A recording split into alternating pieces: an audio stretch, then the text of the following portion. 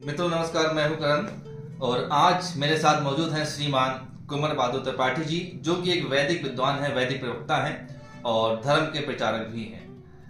और जैसा कि आप लोग जानते हैं कि होली का त्यौहार निकट आ चुका है, होली आने वाली है और इसी में एक बॉलीवुड एक्ट्रेस हैं फराह खान, जिनका वक्तव्य सामने आया है। उन्होंने कहा है कि होली छपरियों का त्यौहार है, यानी कि सभी बेवकूफ लोगों का, टपोरी लोगों का त्यौहार है। तो श्रीमान जी, आपसे मैं जानना चाहूंगा कि इस वक्तव्य को आप किस प्रकार से देखते हैं, इस पर आपकी क्या प्रतिक्रिया है? क्या होली किस तरह का त्योहार है, इस पे आप जरा बताएं। नमस्ते जी। होली जो वर्तमान का पर्व का त्योहार का विद्रूपता वाला है, उसको देखने के बाद तो कोई भी ऐसा कह सकता है।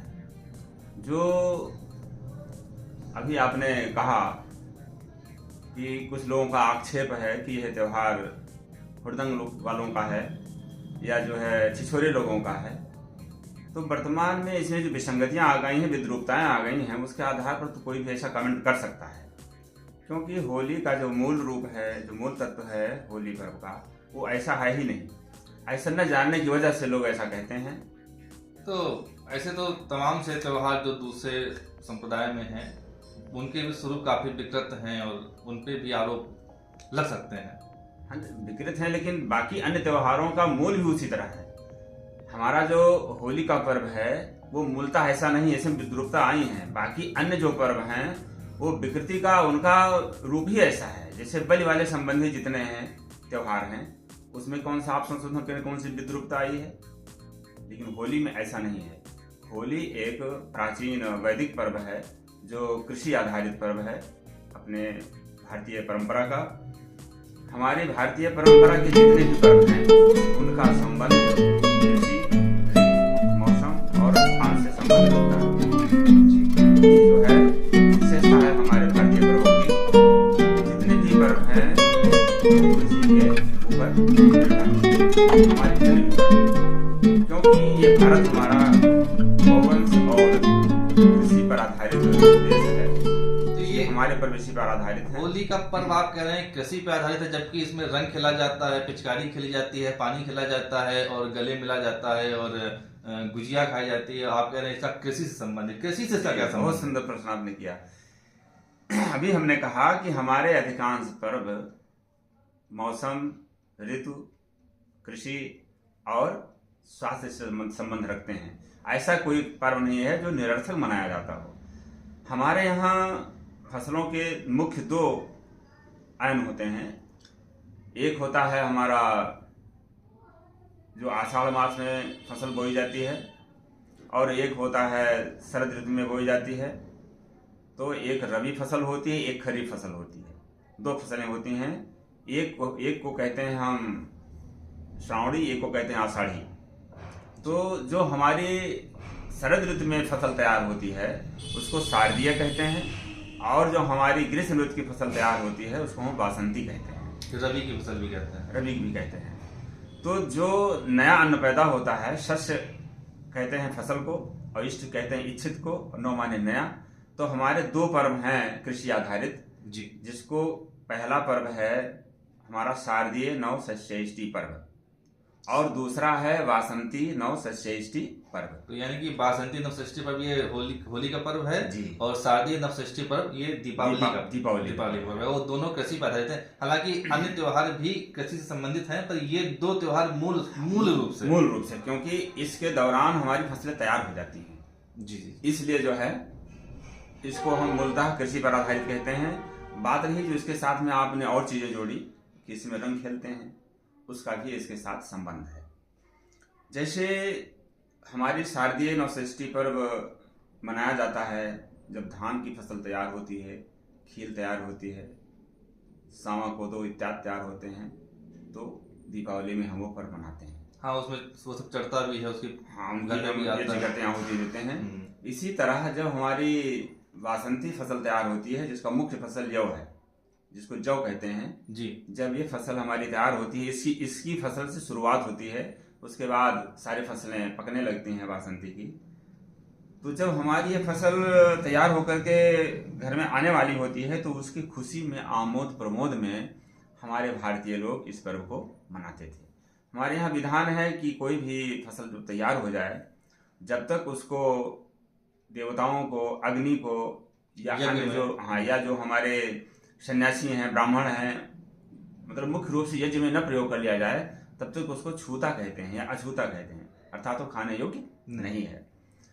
जब तक ऐसा नहीं करते हैं तब तक हमारे यहाँ भोजन वो नहीं के लिए यूज नहीं किया जाता है। यही कारण है कि होली पर एक होलिका से जलती हैं और घरों में भी जो है एक छोटा सा हवन टाइप का जो उपलों से होता है, और दीपावली पे भी हम लोग देखते हैं अग्यारी होती है। मेरे ख्याल से पहले हवन होता रहा होगा पहले प्राचीन काल में। हाँ, प्राचीन काल में भी हवन होता था, और आज भी जो आज परंपरा के पोषक हैं वैदिक सिद्धांतों को मानने वाले, जैसे आर्य समाज है आपका, तो आर्य समाजी लोग दीपावली के दिन में बृहद यज्ञ करते हैं और उनमें विशेष मंत्रों से आहुतियां दी जाती हैं, और होलिकोत्सव के दिन भी आर्य समाज बृहद यज्ञ करता है और उसमें अनेक प्रकार की औषधियों के साथ जौ के पंचांगों समेत आहुतियां दी जाती हैं।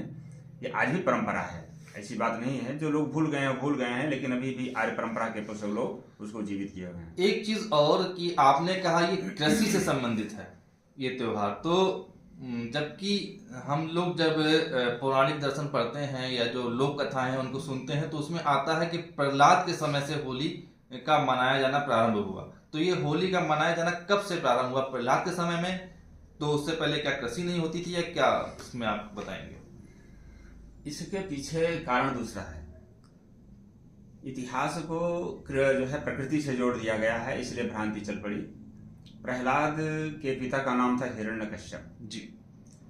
संस्कृत में व्याकरण का एक नियम है जिसमें किसी शब्द का आदि अक्षर अंत में चला जाता है और अंतिम अक्षर आद्य में आ जाता है, एक नियम है जी। इसी तरह पश्यक शब्द है संस्कृति का, पश्यकः का अर्थ होता है देखने वाला जी। और पश्यकः पर जब यह व्याकरण का नियम लगता है तो उससे शब्द सिद्ध होता है कश्यपः जी। पा पीछे चला जाता है अंतिम में और का पहले आ जाता है, तो शब्द क्या बन जाता है? कश्यपः। उस नियम से पश्यकः से क्या बना? कश्यपः अर्थात देखने वाला, और हिरण्य सोना। हिरण्यकश्यप जो शब्द आया है यह हमारे ब्राह्मण ग्रंथों में भी आया है, वेदों में भी आया है।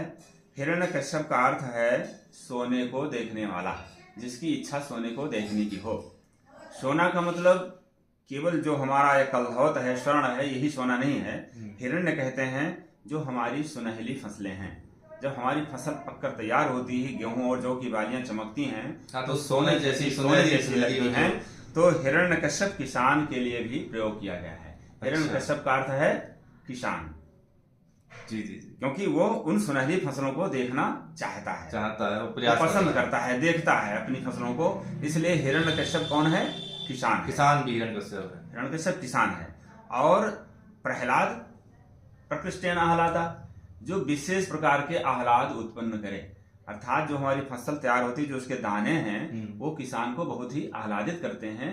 कैसे? जैसे अपना बालक। तो प्रहलाद क्या है? किसान का बीज है, उसका जो बीज है, उसका बालक है, पुत्र है, उसका प्रोडक्शन है, उसका उत्पादन है, तो अपने बालक की तरह है और उसको आह्लाद देता है, आनंदित करता है, तो यह उसका बालक है। ये रूप का अलंकार में आया है कि हिरण्यकश्यप जो सोना को देखना पसंद करता है वो अपने बालक को, अर्थात जब बाली तैयार होती है भून करके, तो जब बाली हमारी पक्वा अवस्था में पहुंचने वाली होती है, जिसको हम ग्रामीण भाषा में अपने क्षेत्र में कहते हैं गद्दर। जी, ग्रामीण भाषा में गद्दर कहते हैं कि गदरा गई, फसल गदरा गई है। अर्थात न वो बिल्कुल पका अन्न तैयार हुई है, न वो कच्चा है, दूध ही आया है, लेकिन दूध पक गया है, खाने लायक हो गया है, तो बहुत पौष्टिक होता है। तो ऐसी अवस्था में जब हम उसको भून कर तैयार करते हैं तो हमें आनंद भी देता है, आह्लाद भी देता है, पौष्टिक भी होता है।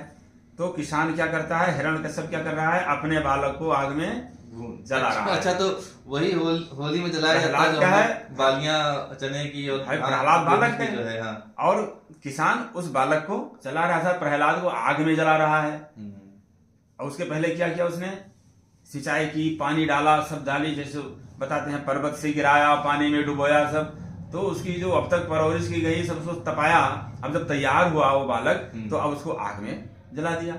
लेकिन हुआ क्या कि जो होलक है, होलक कहते हैं छिलके को, तो जो बीज का छिलका है उस जौ का या मटर का या चने का, तो चने का जो छिलका है उसको तो होलक कहते हैं। ये सब जो है प्रक्रिया है जो किसान करता है, जो पानी में डालता है, आग वो पर्वत मतलब है कि पर्वत से गिरा रहा है, यानी कि वो मेहनत कर रहा है फसल के ऊपर अपने। तो अब होता क्या है कि होलक क्या होता है, होलक जल जाता है, होलक जल जाता है, मतलब छिलका जल जाता है और प्रहलाद बच जाते हैं। यानी कि जो होलिका होती है वो जल जाती है और प्रहलाद जो उसके अंदर बैठे हुए हैं वो बच जाते हैं और उसी को होलक कहते हैं। तो वहां से होली शब्द बना।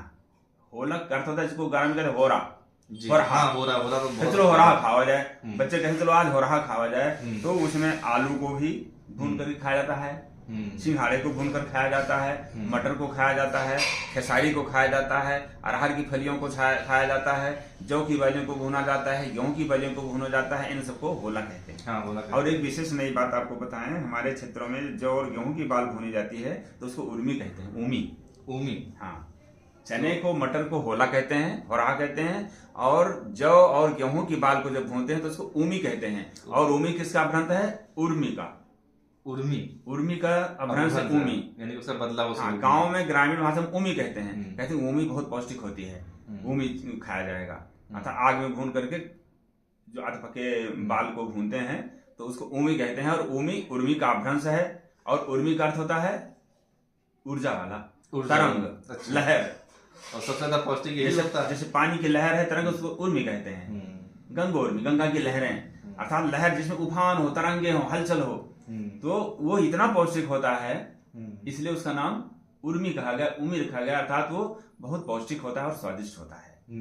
तो ये जो होला है ये प्रकृति का किसान से जुड़ा हुआ था, लेकिन उसको इतिहास के सियालकोट के राजा हिरण्यकश्यप से जोड़ दिया गया कि हिरण्यकश्यप नाम का राजा भी हुआ, क्योंकि वेद में आए हुए शब्दों से नामकरण हुआ है संसार में। और प्रहलाद भी उनका बेटा था।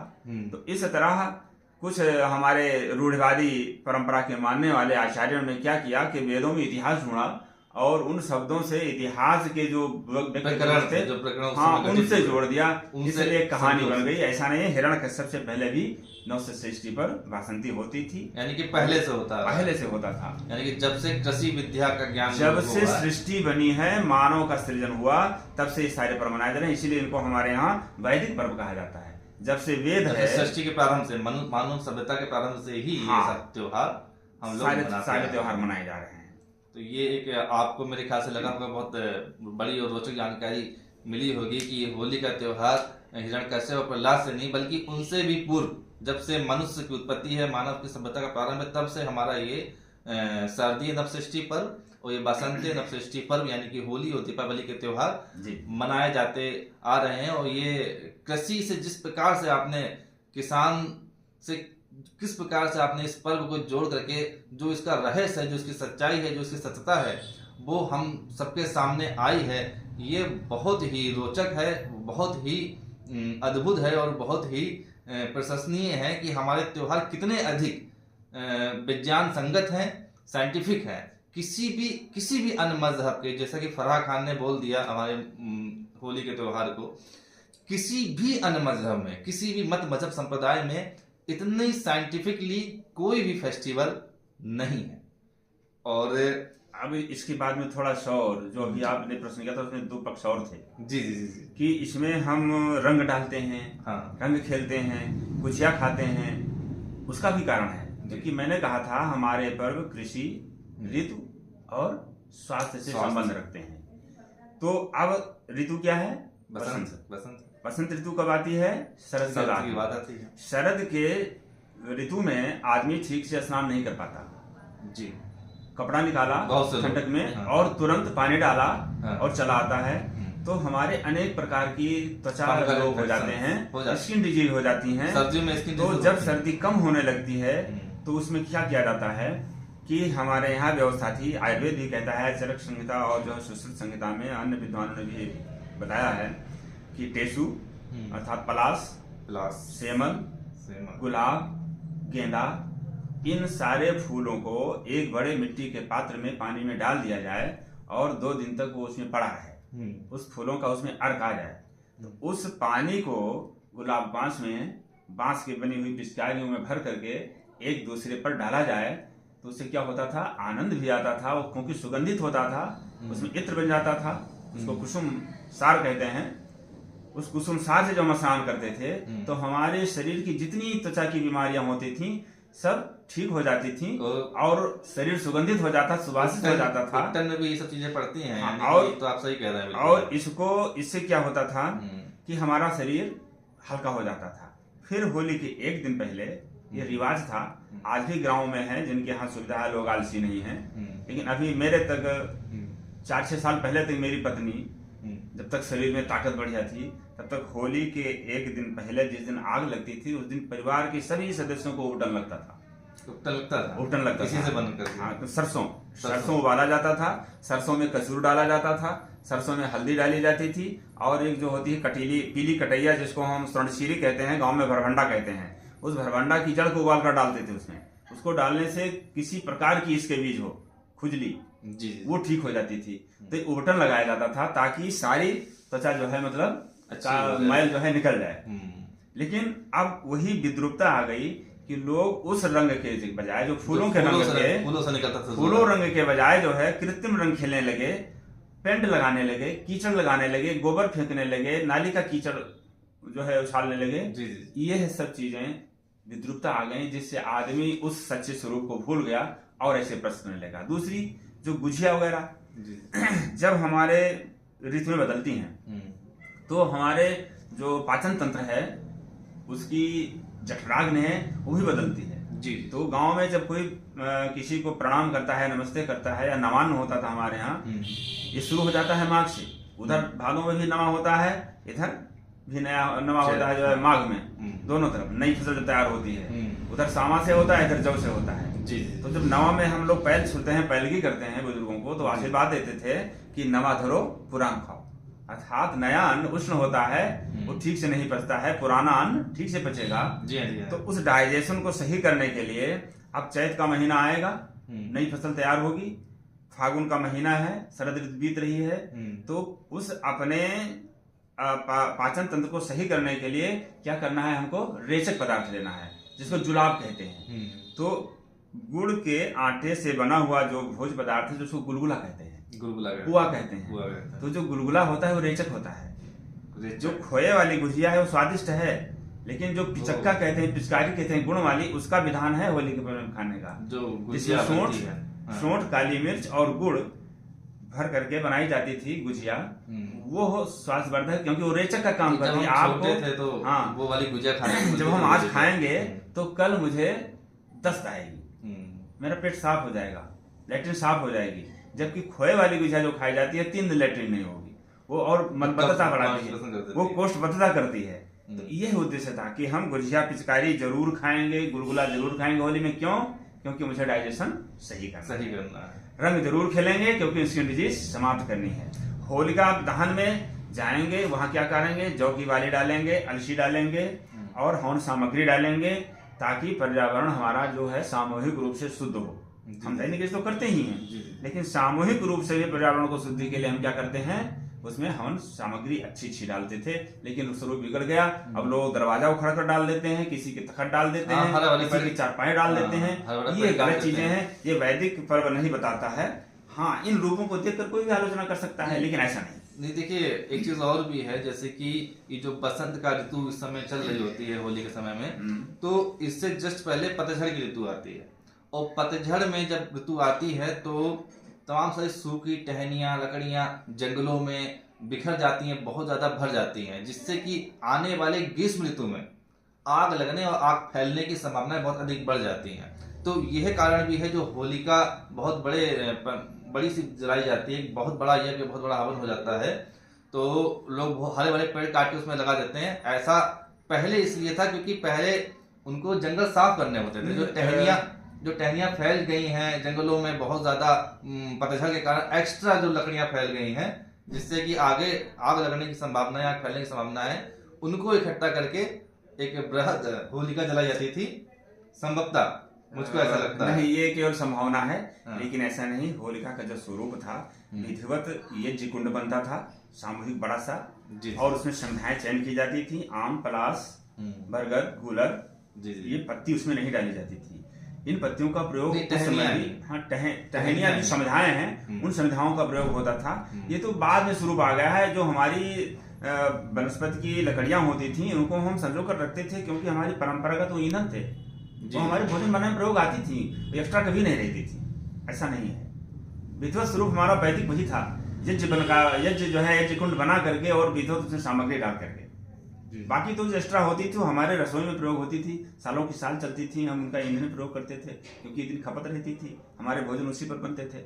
बहुत अच्छी जानकारी और बहुत ही अलग तरह की जानकारी आज आपसे जानने को मिली है।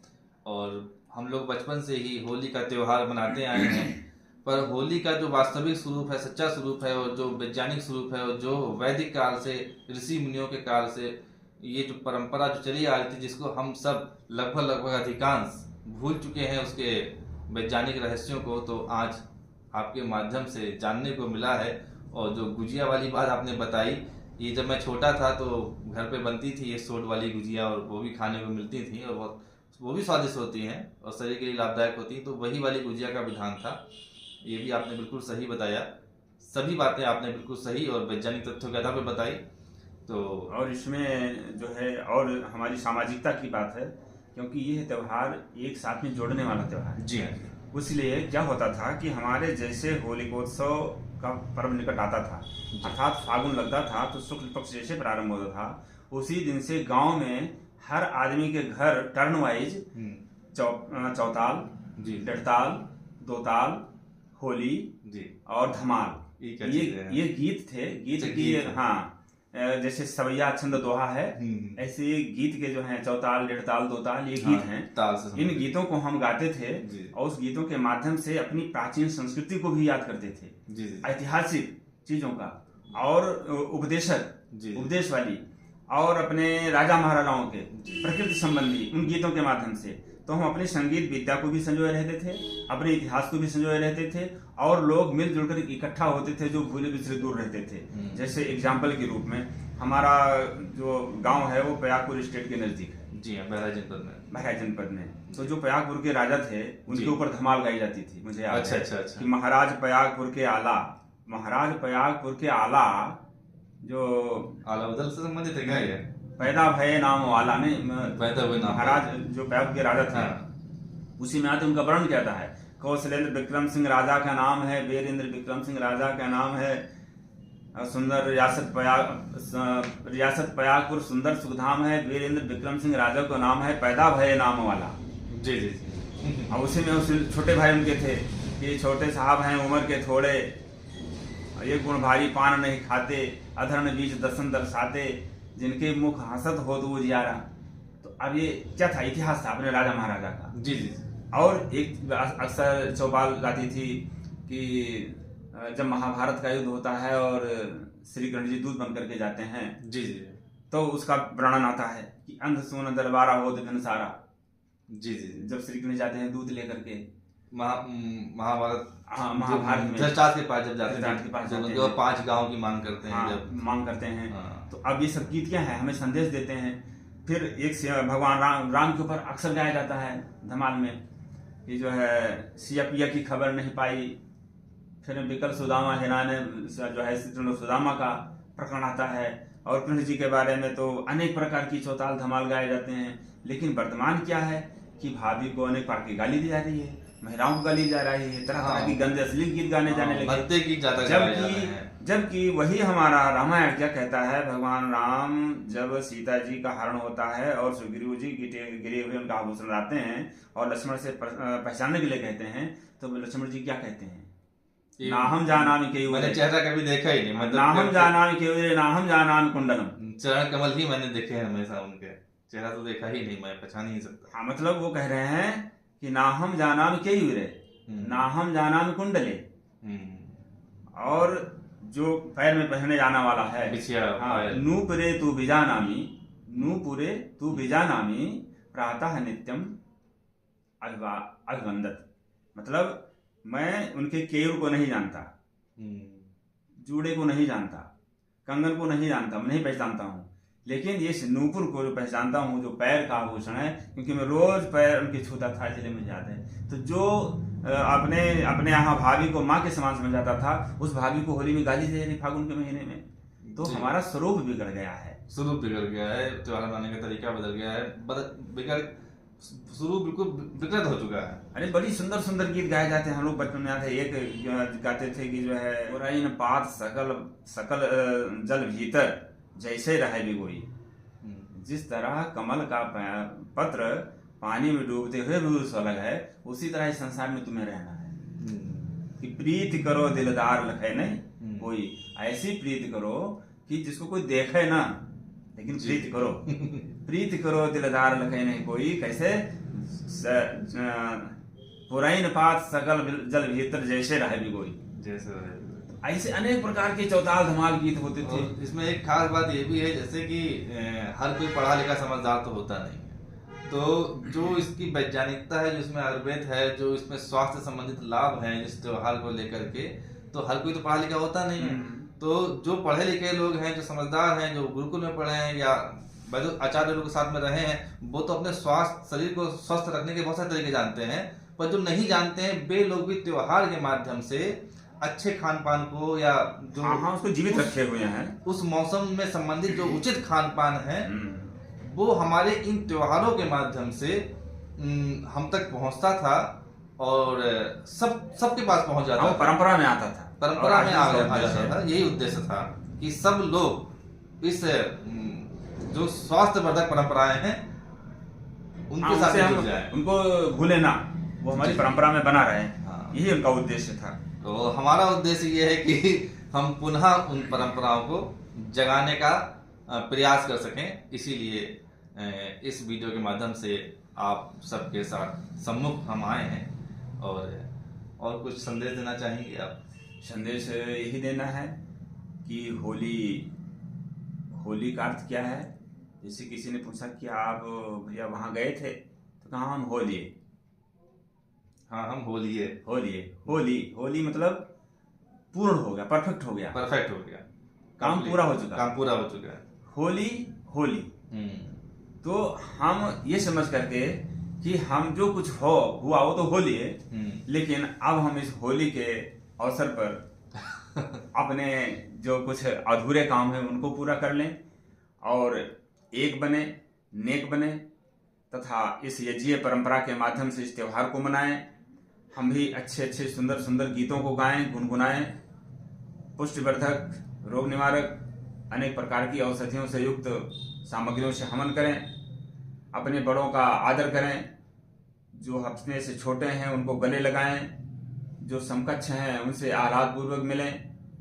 अर्थात जातिवाद, प्रांतवाद, भाषावाद, इन सभी बातों से उठ करके क्रीडवंतो विश्वमार्यम की भावना से समाज को एक करें, सबको मिलाकर चलें, क्योंकि होली एकता का पर्व है। सब लोग मिलकर रहें, गले लगाएं। इति ओम, यही मेरा संदेश। बहुत बहुत धन्यवाद।